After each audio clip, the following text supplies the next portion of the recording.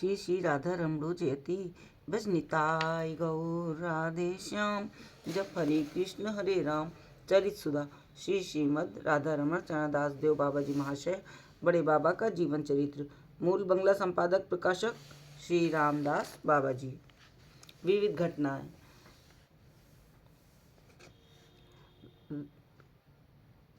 खोल करताल और गगनभेदी संकीर्तन ध्वनि से राजभवन आनंद भवन में परिणित हो गया। थोड़ी देर बाद बाबा जी महाशय महाराज को आलिंगन कर नृत्य करने लगे।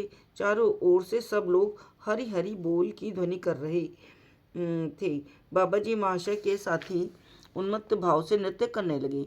नवदीप दादा हुंकार के साथ उच्च स्वर से जय निताई कहते हुए बड़े वेग से कूद कूद कर नृत्य करने लगे।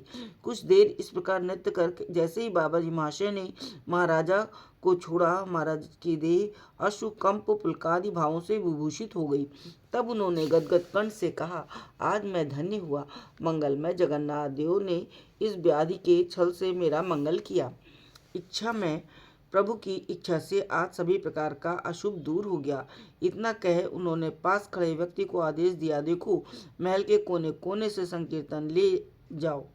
उसने ऐसा ही किया और मशाल के साथ अंतापुर के प्रत्येक कमरे में संकीर्तन को घुमा महाराज के निकट ले आया। तब महाराज संकीर्तन के स्थान पर खूब लूट पोट कर अनुरोध करने लगे कि एक बार नित्य ही वहाँ संकीर्तन हो। बाबा जी महाशय निताई चांद की जैसी इच्छा कह नाम करते करते रात 11:30 बजे के लगभग आश्रम लौट आए। उस दिन रात में महाराज ने किसी औषधि का प्रयोग नहीं किया। शरीर स्वस्थ और निरोग हो गया। वे उसी दिन से प्रत्येक दिन संध्या समय लोगों को भेजकर बाबा जी महाराज को संकीर्तन के साथ अपने महल में बुलाने लगे। बाबा जी महाशय 3 दिन तक संकीर्तन के साथ गए, पर राजमहल में 7 दिन तक बड़े जोर शोर से संकीर्तन चलता रहा।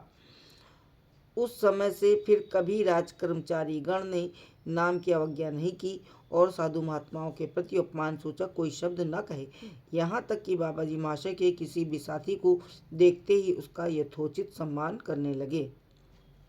एक दिन बाबा जी महाशय प्रसाद आदि ग्रहण कर झांझ पीठा मठ के पिछले 2 मंजिले हिस्से में शयन कर रहे थे।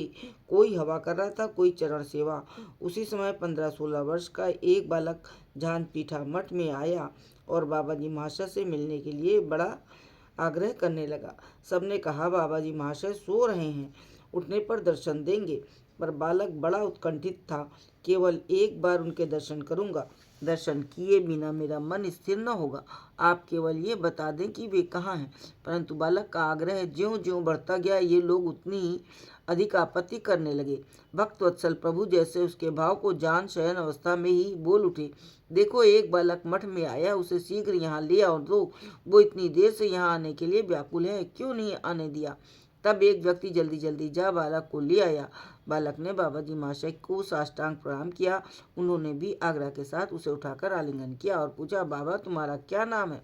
बालक, जी मेरा नाम फणिभूषण दास है। बाबा जी तुम्हारा निवास। बालक, तारकेश्वर के निकट एक गांव में। बाबा जी, धाम में आने का उद्देश्य घर से बिना कहे तो नहीं चल दिए।